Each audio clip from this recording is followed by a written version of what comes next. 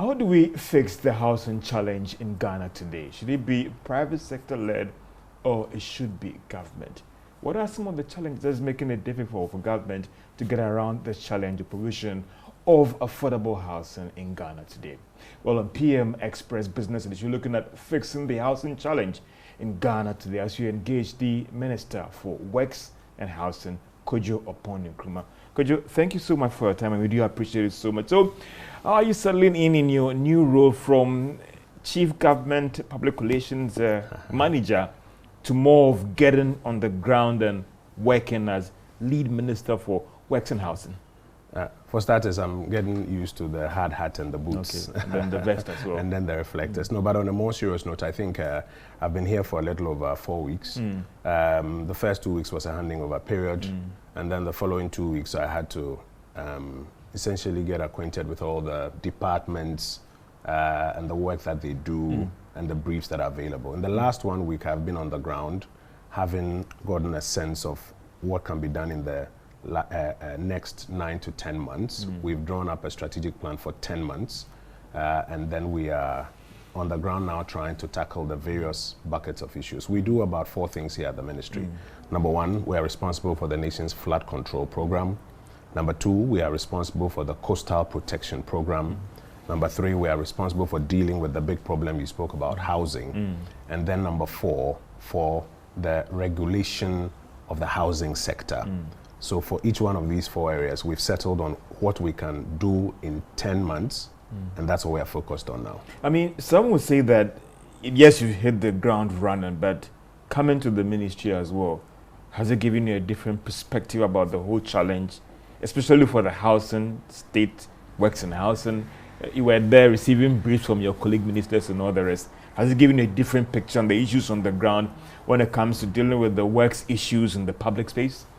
When you get on the ground and it is now your headache, it feels differently from when you are listening to the briefs and assisting the minister responsible for it to work out how to engage the public. I make a joke that previously, whenever I saw clouds, I didn't get too scared.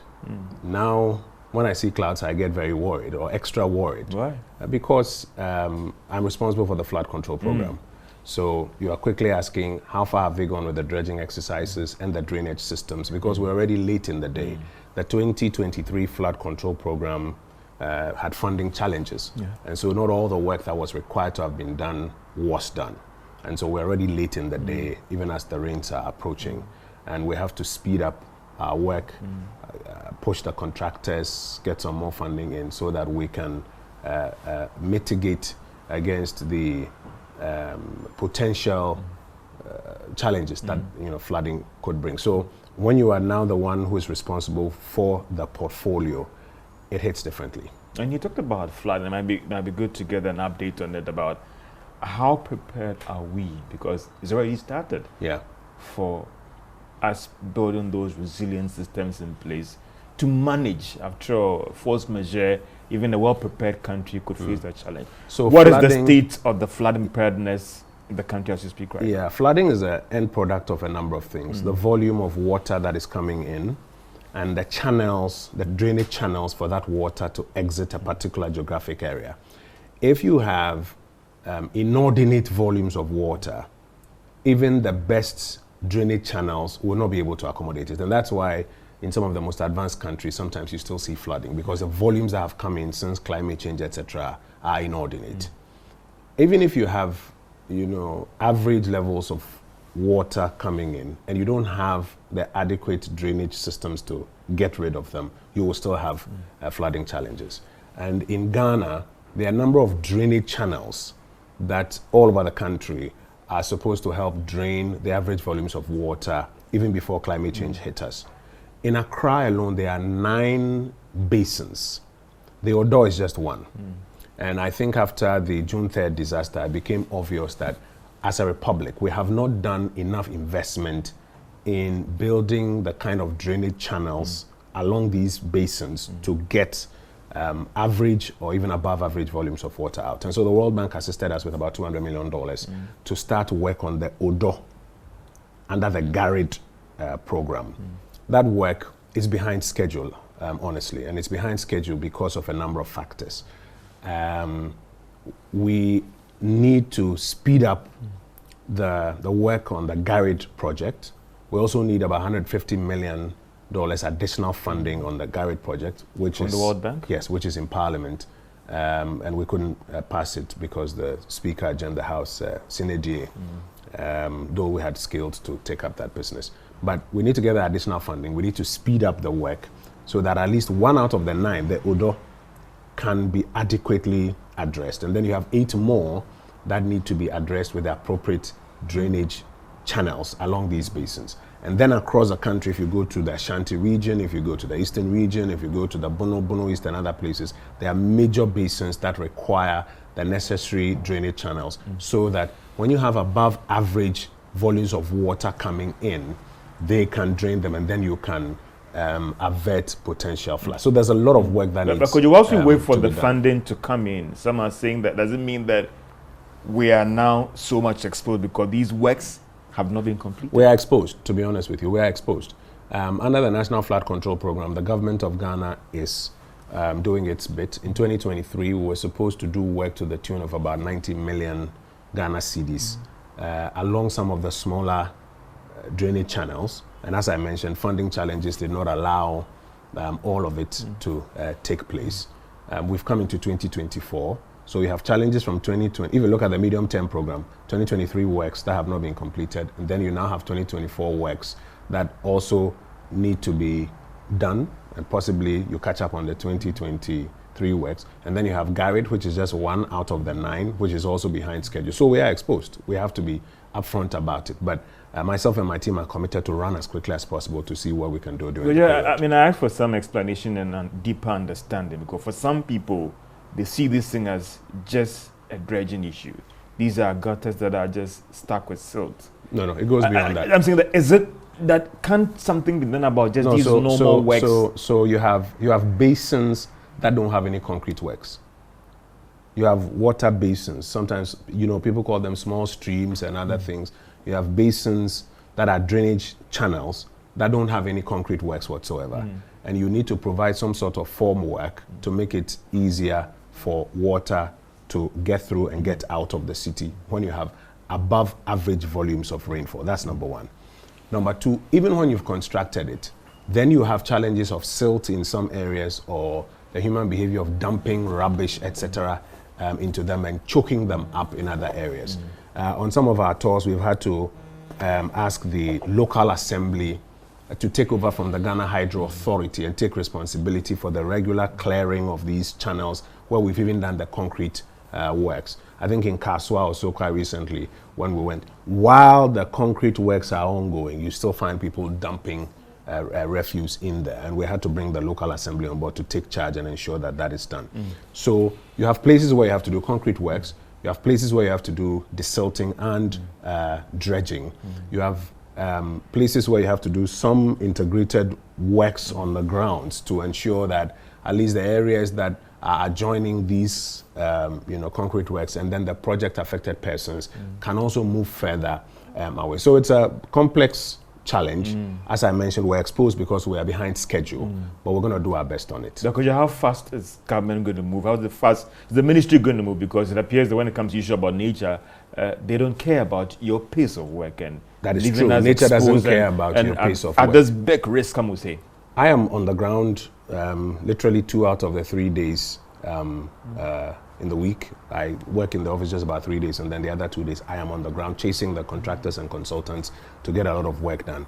Government has a responsibility to ensure that when they are done with their work and their certificates are made available, we also pay them so that they can continue with their work. So you can have the commitment that we will run as quickly as we can, resources allowing. Is this thing more of a funding problem or moving around the contractors and machinery and all those things? I think it's a combination. If we should get all the funding today, Kojo, no, are we assured that things will move it's a combination. as fast as possible? It's a combination because there are places where you have the funding, but the pace of work has been slow. In Garrett, for example, the funding is available, but the arrangements for consultants and other things that were put in place by the World Bank have been a bit cumbersome, and it has slowed the pace at which the work has gone. And I'm working with the World Bank to see how quickly we can, be up and running on the timelines on that one. In other areas, for example, the GOG funded ones, you have funding challenges as well. And then in some of the other areas, even on the GOG ones where you have funding, sometimes you have challenges with consultants and contractors that you got to run. So it's a combination. But I think the answer is on-ground supervision and pushing to get the work done. And that's what we are doing. How are you whipping the local assemblies also into line? And clearly I'll say that for some of these areas, you realize that it is just the silting of the gutters could go a long way to minimize the exposure and the challenge. Yeah, so two things. We have a responsibility to work in partnership with the local assemblies. One of the things we noticed that there were areas in which the local assemblies had been left out. So the Ghana Hydro Authority will go and construct a big storm drain and put a catch pit around it and will leave, but does not necessarily bring the local assembly on board to take ownership for the desilting of that catch pit on a regular basis. And so I've given instructions that now wherever we do any of these, you need to get the local assembly through with an MOU to take responsibility and to handle that regular desilting. But the local assemblies also have their funding challenges. The truth is that the District Assembly's Common Fund has not been very liquid at the assembly level for some time now. And so the resources that they require to also do a lot of this at their own level has been constrained. And we need to do better at ensuring that we make releases of the DACF to the assembly level so that MMDCs can have access to those resources and do the necessary desilting and dredging at the lower level where they can before the bigger jobs require us at the ministry to come in. Could you let's come back to our main issue about the fixing of the housing challenge? And some would say that, can government fix it? Some have said, let it be a private sector-led issue and government should just get out of it. Because over the years, successive governments have tried their best, but we're still faced with huge housing deficit. The housing deficit currently in Ghana is about 1.8, almost 1.9 million units. Now, 1.8 million housing units is no joke. And government has a responsibility to provide leadership in addressing it. That government leadership mostly will come from having a policy framework that makes it easy, relatively easier for the housing deficit to be reduced. Unfortunately, over the years, the architecture that we have used in an attempt to tackle it, in my view, respectfully, has not been robust enough. Here at the Housing Ministry, we have only a staff of 7 in the Housing Directorate. 7 people to tackle a housing deficit of 1.8 million, you agree with me, it's a bit on the low side. And I think it speaks to the kind of architecture that we are using, because you need to develop a policy framework that even makes it easier for private sector to come on board and work with you. And so from our side, we need to do more. One of the first things that I've done is to ask the Office of the Head of Civil Service to help us have the necessary land economists and surveyors and architects and planning experts that we need here to make our housing directorate and its architecture a bit more robust so that we can have a comprehensive solution to the problem. Also, we only used to have an affordable housing unit.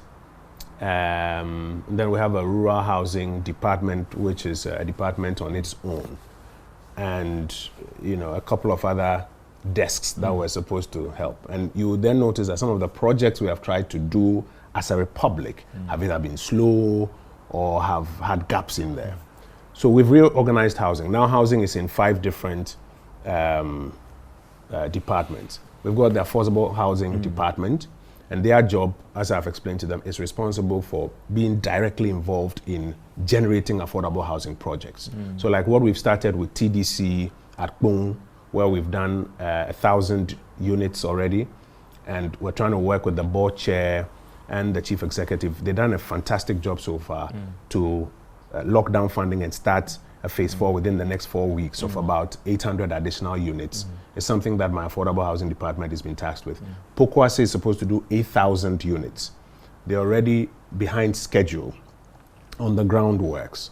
And again, if you have limited expertise to follow through and ensure that it works. That's what happens. But I was there yesterday. We're working with the consultants and the contractors to ensure that we can get the groundwork done quickly so that the building blocks start going up. So affordable housing is now a whole department, and we're going to be running with them hands-on directly. We have also now created a district housing department, because if you're talking about rural-urban migration, you ask yourself why. It's because when people are looking for their amenities and economic opportunities, they find them in the urban areas. Why wouldn't they all move to the urban areas? So we have to invest more in our districts. And one of the things we have to do, in addition to investing in economic opportunities, is to invest in housing. So we're just going to start a district housing program using Ghanaian building materials so that we can bring down the cost of those developments by maybe at least some 30%. That's the policy direction I've given them, some 35%, bring down the cost of the materials so that in our districts across the country, you can provide housing for teachers, nurses, doctors, public servants, people who are even working elsewhere, who are thinking of building a home back in the district or in the village, but don't want to go through the hassle of buying cement and mortar and every 3 months trying to do something, but can find a decent gated green community out there in the districts where they can live. So now we have district housing. We've also now got general housing, where we are looking at global best practices that attract private sector to come and develop master planned communities. Because we have to develop satellite communities both in the urban areas and in the districts. Communities where people can live, school their children, work, have social amenities, shop, have their religious activities, etc. These communities have to be master planned, and you need master developers to come in who are going to do 5,000 units, 10,000 units. Those people won't come if we're operating this kind of market. So you have to have direct policies that target those people that say that, listen, if you're a master developer and you have certified technology that makes your accommodation affordable or cheap, you have a layout that ensures that it's an integrated satellite community somewhere, and all the amenities are there. These are the incentives that we're going to give you. We're going to use some more local materials and things that probably have to import, the necessary waivers we have to do for you. Then we're able to provide incentives to master developers, like what Apollonia City is trying to do. You don't leave a community like Apollonia City on their own to build their own roads and other things. The state has to be interested in finding a way to support that, because shelter is a need for our people. If you don't do that, then landlords will always take advantage of tenants. So yes, you've got general housing. You've also now got public sector housing, where we are now focusing on developing housing for public sector workers and redeveloping some of the old public sector units. So my answer is that government has a role.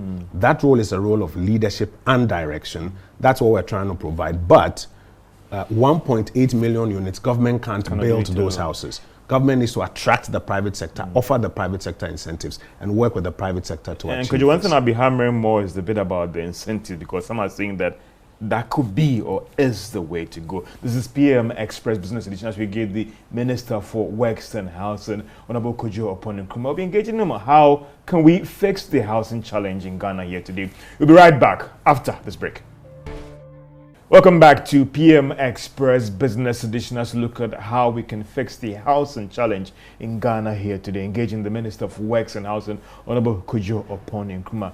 The bit about the incentives, how are we structuring these incentives to encourage more private capital into this field? Because some are saying that that is the way to go. The supposed 1.8 million deficit, you can't do it alone. Absolutely. Bring in private sector, help them, assist them, make the environment more conducive for them, and they'll build the houses for you. Yeah. So as I mentioned, the way to go is to bring on board the private sector. I'm clear in my mind that that's what we need to do. But what specifically do you do for the private sector? And how do you balance that with the interests of the state? So in the last 1.5 weeks, I've engaged with Greda, Grepa, quite a number of the developers in the built environment. And I've asked for the necessary policy proposals from them.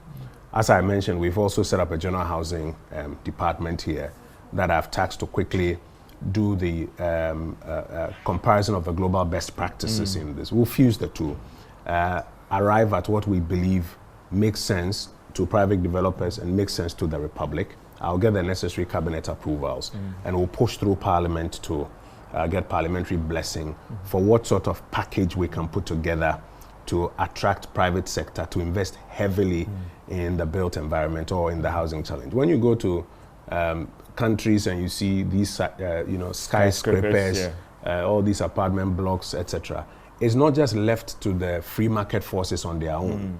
There's government thinking around it and government policy around it that makes it relatively easier for the private sector to do that. And that is what we intend to do here at the Ministry of Works and Housing. But we need to do that in consultation and in collaboration with the various actors in the space. And we're hopeful that we will get their cooperation so to do, and we will get the cooperation of Parliament.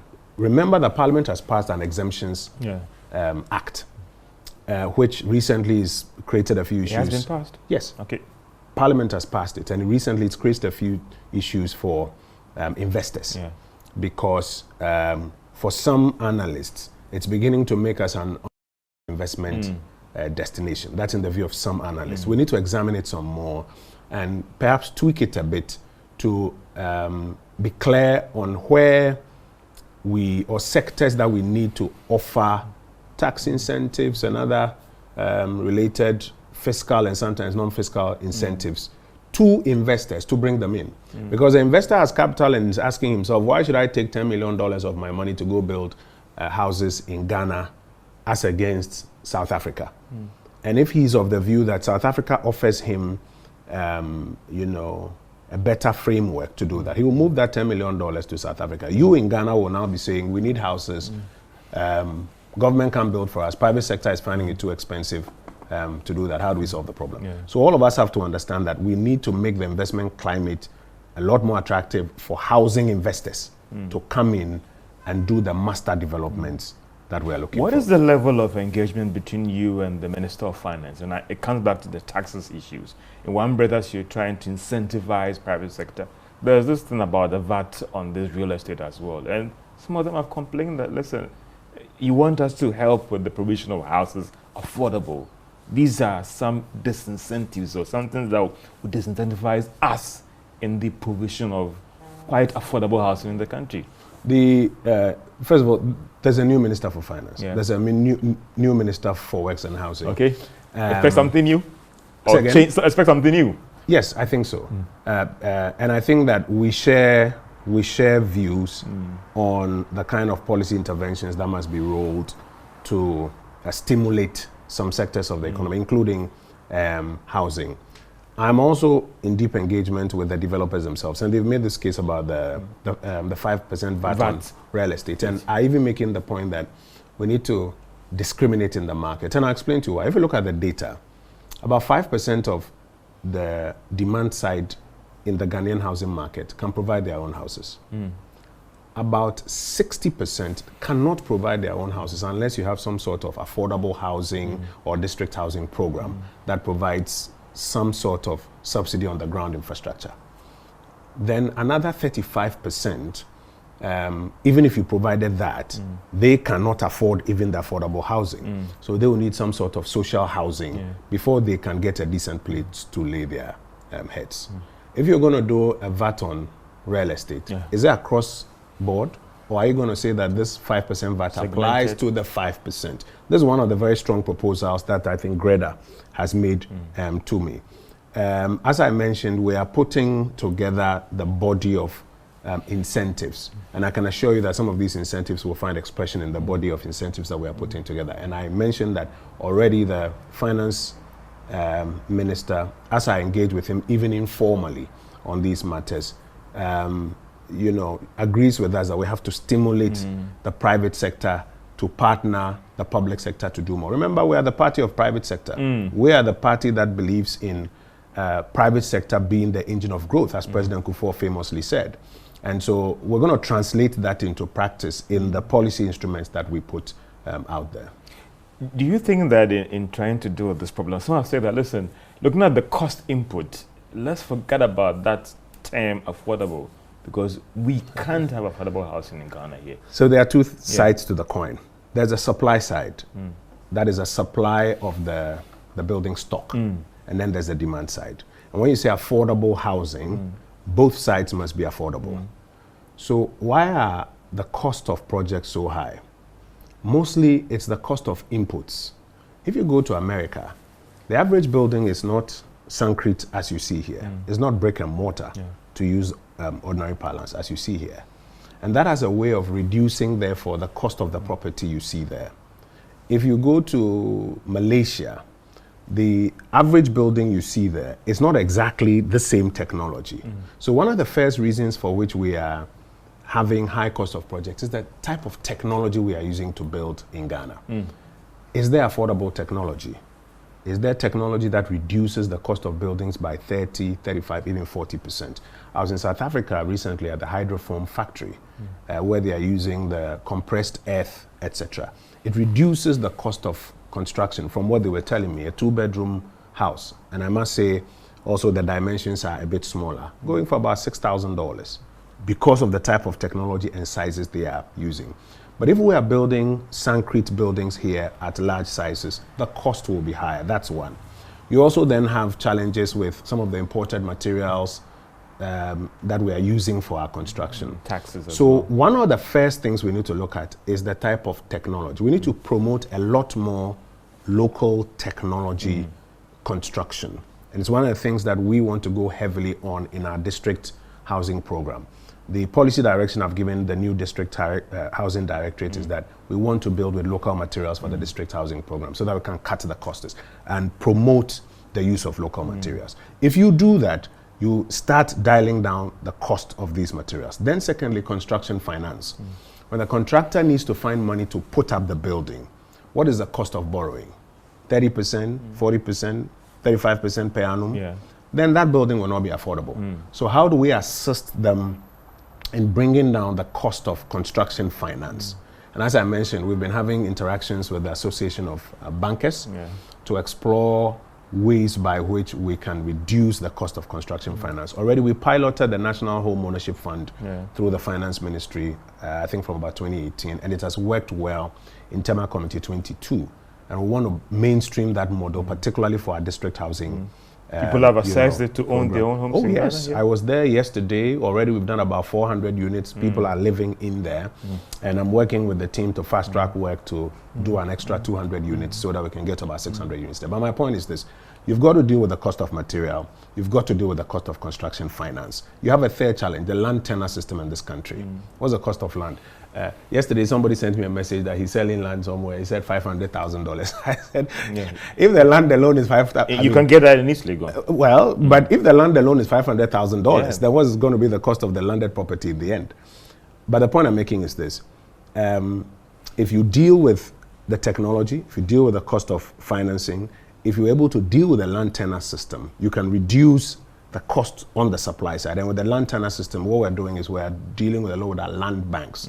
So through State Housing Company and through the Rural Housing Development, we're acquiring a lot of land banks so that we can make it easier to bring down the cost on the construction side. On the demand side, there are very few banks in Ghana that are offering mortgages. You'll be surprised. I would say the salary level is also a major factor in here, that salary levels are quite low, and so you can't qualify for a mortgage. But even before qualification, if you go to the Association of Banks and you run a check on how many banks have mortgage products, you'll be disappointed. I'm working with the Association of Banks, John Ewa and the team in that area, and the already available data we're looking at is a bit heartbreaking.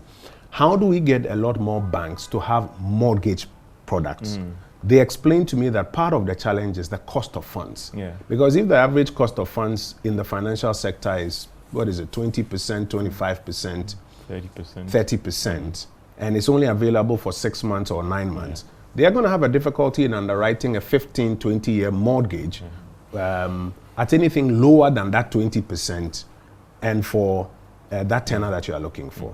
So one of the things that they have requested is how we can assist them to crowd in pension funds to underwrite mortgages or to back mortgages. And already I'm in talks with the employment minister or the minister for pensions to explore how we can assist the financial institutions that way so that they can get cheaper long-term funding.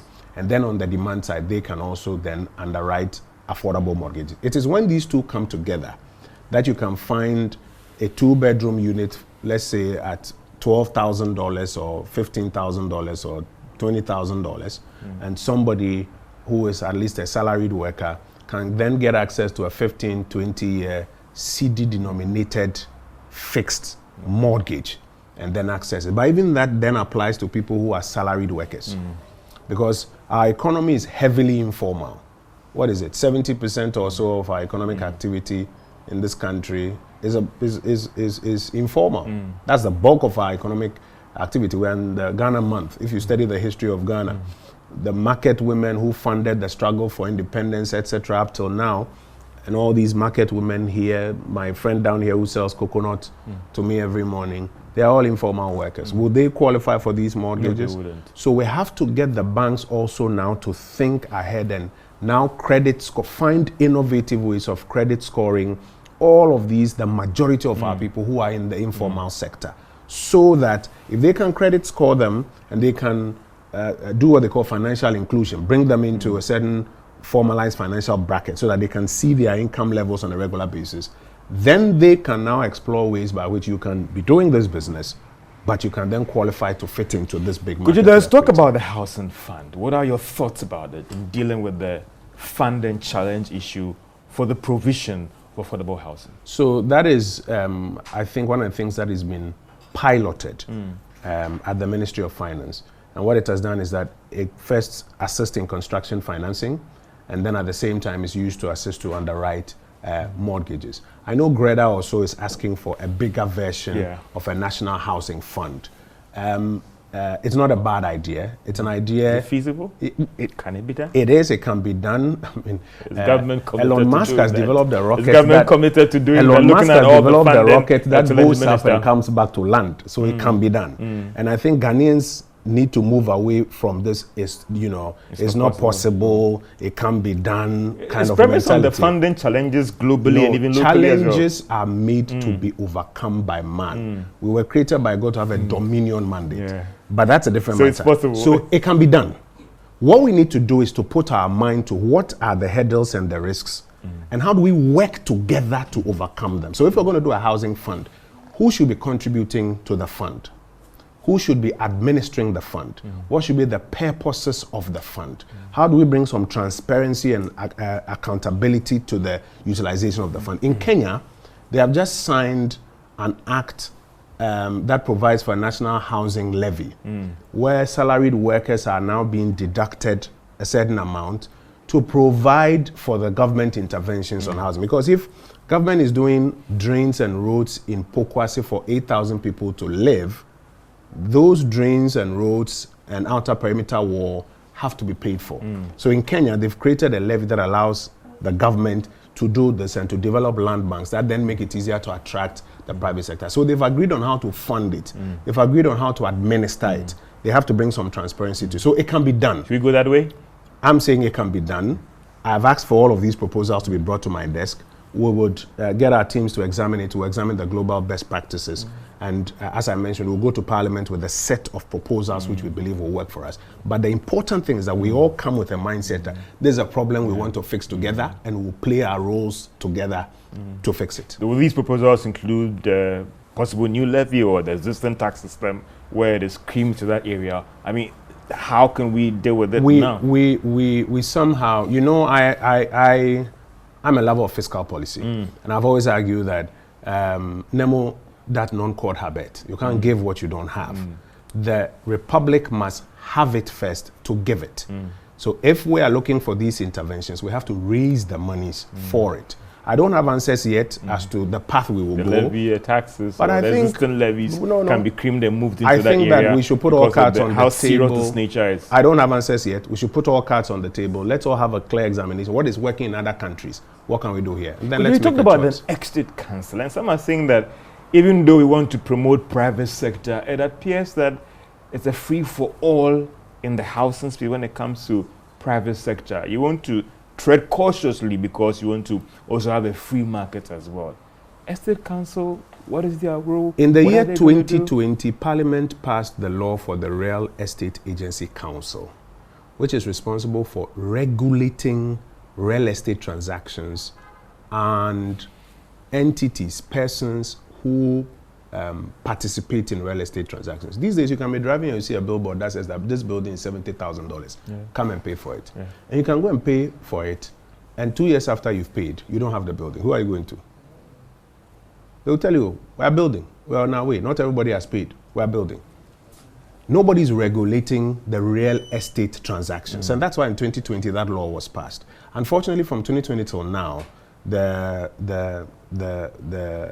agency has not been operationalized. Why? One of my first tasks when I came in was to visit the office that has been allocated to them. I've given them up to the end of April for us to open it up and to staff it and for us to start functioning so that we can regulate real estate transactions and protect the interest of at least those who can buy property who are being given the short end of the stick by property developers. So there's a lot of work that needs to go on in the regulation of the real estate market. So between the Rent Control Board and the Real Estate Agency Council, we need to support them so that they are able to better regulate real estate transactions. I spoke to students from Legon who say these days one of the latest scams is people tell you they're real estate agents, you pay for viewing fee, and they don't even have access to the building they claim they have access to. Who is regulating all of that one? There are bodies that are supposed to be doing that. We need to resource them and urge them on so that they can do a better job to protect your interest and my interest. Could you rent control? You talked about estate council, rent control. Some are saying that it's a big hassle there. Yeah. What are we doing about that? We are reviewing the Rent Act itself to give them some more teeth to bite. They are also going through a digitization project to move some of their services online so that it's easier for people to access their services. And then, as I mentioned, we are also now trying to set up the Real Estate Agency Council so that they can also be stronger when it comes to regulating the sale and purchase of real estate. Minister, if we come back, we're going to look at Saglemi housing project and the way forward, and also resettling some of these victims in the vote area. This is PM Express Business Edition as we look at fixing the housing challenge in Ghana today. What is the way forward? Can we really talk about affordable housing? And Saglemi housing project, what is the latest direction for this area in terms of getting these houses fixed? Be right back after this break. Welcome back to PM Express Business Edition as we look at how can government fix the housing challenge in Ghana today. And what is government doing about it? Minister, Saglemi housing project, what is government doing about it? I think it's always important to recall the history of Saglemi. Saglemi was an affordable housing project for which the government of Ghana contracted a $200 million loan to construct 5,000 units for the benefit of Ghanaians. $196 million was paid and 1,000 units were partially developed. And there's no money to finish it. Because 196 million was paid, only about 1,000 partially developed units were developed. Minister Tachia commissioned the Ghana Institute of Surveyors to do a forensic assessment of the work that had been done there. And it didn't come up to even the 196 million that had been paid.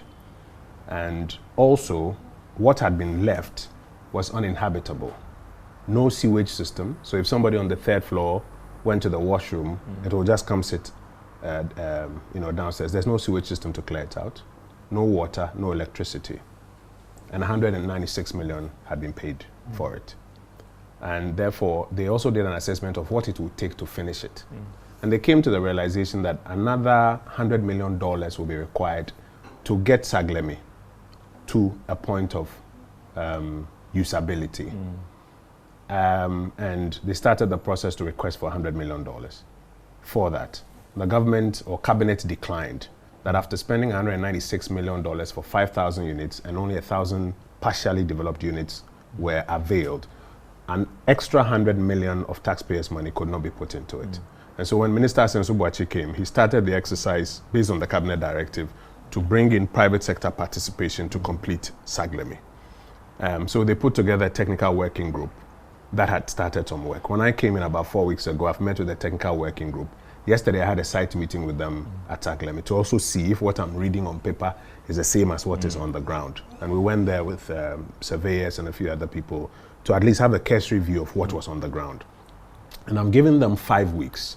That within these 5 weeks, they should issue the international expression of interest to any entity anywhere in the world, and possibly even get on a roadshow to any entity anywhere in the world that this is what we have. 1,000 units partially completed.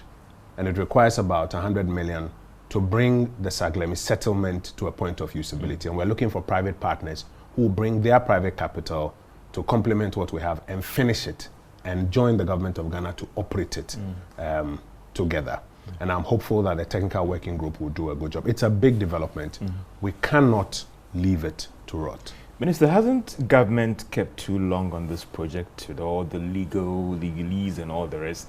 And now we understand that additional capital is needed again? We understood that somewhere around 2019, thereabout. And what stopped government from getting the additional funding to do that? When Minister when Minister Atachia commissioned the Ghana Institute of Surveyors to do all of the work and determine how much was required to finish it. And since that time, as I've explained to you, there's been work ongoing to now get in the private funding to come on board to assist. The lot has now fallen to run as fast as I can with it. And I've given them within 5 weeks to issue that international expression of interest, to possibly even do a roadshow to get partners from anywhere in the world where they can come in with that $100 million private capital to help us to finish Saglemi and then put it to use. This is private capital you're looking for. This is and again, you're a lawyer, Minister, help me out. Is the state structure and all the rest, what comes in the private sector person, few months to elections, the uncertainty and all the rest? How do you convince me if a Rockefeller has his investment wing for real estate to come in when, one, there's uncertainty about what happens after 2024 elections? I think all those legal challenges to help me out here. Any watcher of Ghana's democracy must be clear in their mind about two things. There's no uncertainty about Ghana's elections. Ghana is a functioning democracy.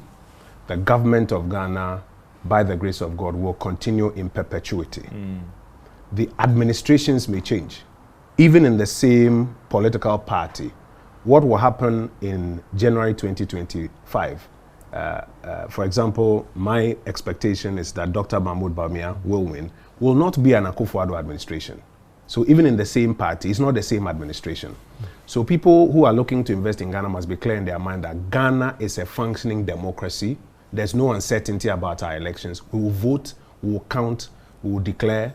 The one who has lost will concede. If he's not happy, he will go to court. The court will examine the evidence live on TV. We'll all see it. So Ghana's democracy, there's no uncertainty about it. You can be clear and you can invest in Ghana even 1, 2, 3, 4, 5 months to an election because we're a functioning democracy. Let's be clear about that. Secondly, we also must understand that when you do business with the government of Ghana is a going concern. And if you have a contractual relationship with the government of Ghana, unless there's non-performance or some force majeure or some inhibiting factor, that contractual relationship ordinarily should continue. So we are clear in our minds that when we do this international expression of interest, whoever is coming is not coming to do a deal with Kojo Oppong Nkrumah. He's not coming to do a deal with President Akufo-Addo. He's coming to do a deal with the government of the Republic of Ghana, which is a going concern which will continue in perpetuity by the grace of God, working through the Ministry of Works and Housing. Can this capital be sought locally? There has to be sought outside to bring in. What are the options you're looking at locally to come on board, or a strictly international market? So international does not mean we're excluding local. International means that not just limited to Ghana.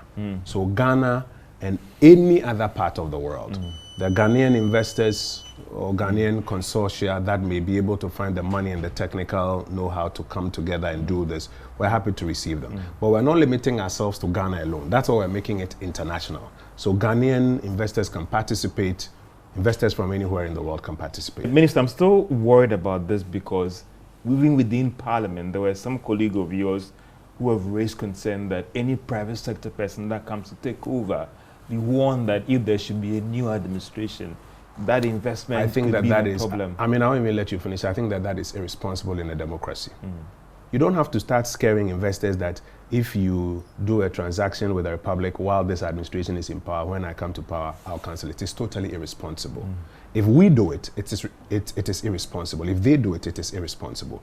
We should rather send a message to investors that you can do business with Ghana.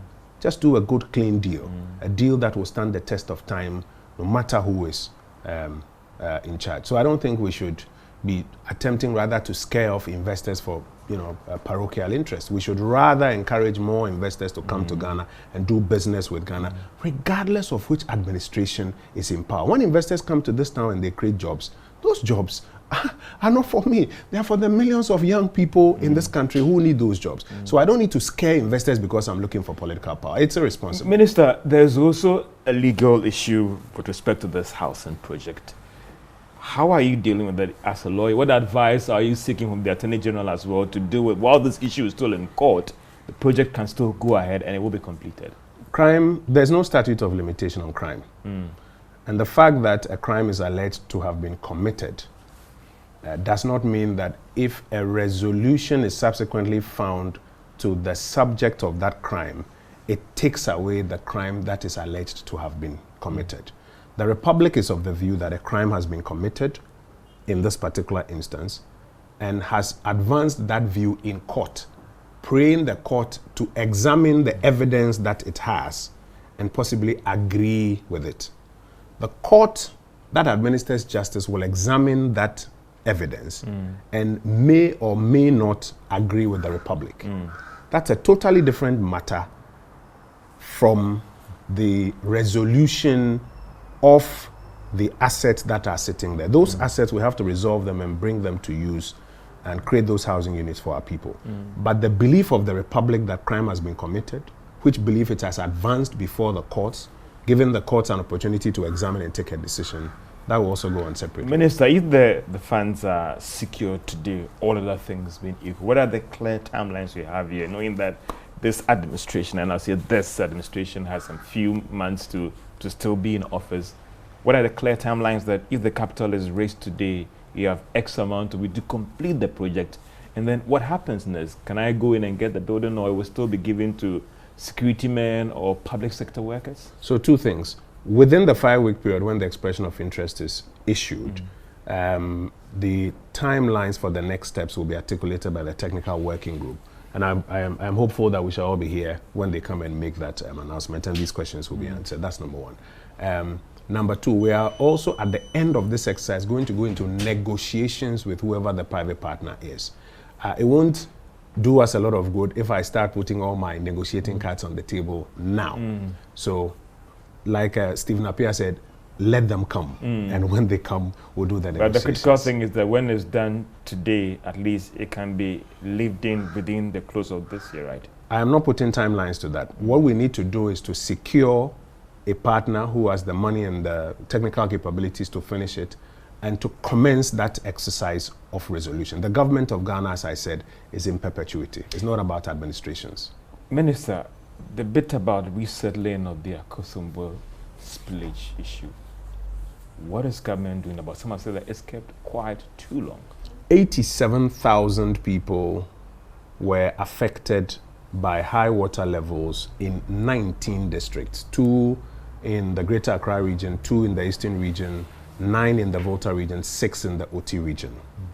For these 87,000 people or so, the initial step was to provide them a safe haven, support them with some relief items. The second step was to assist them to go back into their habitations. And out of that, we have realized that there are about some 5,000 homes that are uninhabitable. That's a preliminary data. And so whatever happens, we'll have to build some accommodation to resettle some of them. And so we've started breaking ground. Work has started as we speak. We've started breaking ground on the construction of the accommodation units. I'll go back there myself in a few weeks to But the thing is, the work has started as we speak right now. I think I've chosen my words very clearly. You have heard me. I said we've started breaking ground for work to start. I will go back there in a few weeks to see the progress of work that they are doing, with the first 100 units that we're asking them to put on ground, with the contract signed, etc., that they should get on ground and start with that. While they are doing that, we also need to validate the preliminary data that we have. As I mentioned, we've already seen instances where you have a nephew and an uncle living in one house, and the nephew says, I've lost a house, the uncle says, I've lost a house. If you don't take care, you'll build 2 houses. So you need to validate that data, and thankfully the chiefs, assemblymen, unit committee members, National Intelligence Bureau, they're all helping us to go through this final phase of the validation, so that when we are done with construction, the construction will be more than 100 units, but we're starting with the first 100 units, because whatever happens, we'll still have to build. So it's better to start now. We're starting, we'll complete the validation of the data, so that when it comes to allocation, it's easier. There are islands that were totally submerged or that have become uninhabitable. They have to come to the mainland. We are grateful to the regents who've given us land in some of the areas, Mepe, Bakpa, I think somewhere around Adidome and a few other areas. And we'll do our best to resettle our people across the 19 districts that were affected. So all other things being equal, any clear date or timelines where these first 100 units, for the residents. These first 100 units, I've given them a timeline of about 6 months to bring resolution to that, and we'll continue with the rest as we go along. Minister, I know that you want to do the necessary due diligence, but for some people out there, it has kept quite long. I can understand those concerns, but you see, resettlement is not just about providing a concrete building. I cite the example of this island community that has lost its school, it's lost its health center, that needs to be resettled. You need to secure the land. There are chiefs who are even asking for compensation for the land for resettlement. We are limited in resources. You have to negotiate with them. Then somebody, agrees to give us this parcel of land. We get that parcel of land. We're now going to a construction phase. We'll have to now build a school, have to now build a health center. So I can understand those concerns, but we are doing our best. I've been in office for only about 4 weeks. We're doing our best under the circumstances. We pray the victims to bear with us some patience, even as we try to run and do our best for them as quickly as possible. Before the close of this year, something should be in place for them. As I've mentioned, the first 100 units that we've started work on, I've given them 6 months to bring a resolution to. Minister, finally, as we try and wrap up on this discussion, what has been the level of engagement between your ministry, your leadership in Parliament, and even other sectors as well, in trying to make sure that this World Bank facility is passed as soon as possible because of the impact on flood issues and all the rest? That has to be sort to come. I think the engagements have been very warm. We've attended upon the committees responsible for it. We have provided all the information on what the first 200 million has been utilized and committed for, and what the outstanding balance is, which we cannot commit because the World Bank program doesn't allow us to commit to anything when we don't have full funding for it. We've provided all of that information in detail to the committee. The committee has examined all of that information. The indication we have is that the committee was minded to take the report on the floor on the last day. Unfortunately, the speaker adjourned sine die and didn't allow any further business. We are hopeful that when Parliament resumes, we can take that report and move on. But I must also say that we need to move faster with the execution, even of the first 200 million that's available. It's not just about getting 150 million extra. It's also about moving very fast with what is available. And I think that we have to do both. And are the necessary drawdowns coming in for you to move on? The drawdowns are available. It's the consultants who have to be a bit more up and doing with their necessary certifications and approvals so that the contractors can move. As I mentioned, 2 out of the 3 days in a week, I am on the ground to ensure that work gets done. So where is next for the minister in terms of being on the ground to ensure that the works are fast? I'm going to go to the eastern side to see the outstanding sea defense projects. We're doing 8 sea defense projects across the country. We want to finish about 4 of them as quickly as possible. We have a number of emergency ones. Cape Coast around the Ekun area, Axim needs an emergency project. Dansuman is getting a bit precarious. There's Teshin, there's Blekuso. I'm getting reports from Keta that they're also having challenges. So we're going to go on the eastern stretch, I think somewhere next week, right after Easter. I'm also going to go to Koforidua, where one of the affordable housing projects is still outstanding from President Kufuor's era. It's still outstanding from President Kufuor's era. And myself and the Managing Director of State Housing and the board chairman have had some engagement on how we can work with them to provide some funding. It's something we want to prioritize and quickly go to Koforidua as well and see what we can do to bring resolution to that matter. Minister, how are you also whipping the other ministers into line when it comes to movement of capital and funding? All this work being done on time, funding is critical. True. The public sector is quite slow in moving commitment and even releasing of funds and all the rest. What is being done in that part to ensure that whilst you move and you put pressure on the other agencies, and whilst we, the public, are also waiting for these things to be done on time, the donor funding, the Ministry of Finance, controller, and all those things work in line to move the funds on time? It's a very fair question that you're asking, but I think it's about working in collaboration. You can't whip them in line. You got to collaborate with them so that we share the vision, so that they also get to understand that, listen, if we're able to deliver 8,000 housing units in Pokwase, it works for all of us. So can we prioritize that? Housing is a major need for our people. If we're able to release the 80 million the president has committed for resettlement of persons affected by high water levels, it helps all of us. So can we prioritize and let it work? So for me, I think it's about sharing the challenge, sharing the responsibility, working together. And I'm once again very grateful to my colleague, the Honorable Dr. Amin, who's also hit the ground leaping. He shares our vision of prioritizing some of these, and we're hopeful that we can get some good work together done in these areas. Minister Oppong Nkrumah, I appreciate your time so much, and thank you for this opportunity to get details on what government is doing. Another debate will still go on out there about how do we better fix the housing challenge in Ghana here today. My name is George Affe. Has been PM Express Business Edition. Have a great day.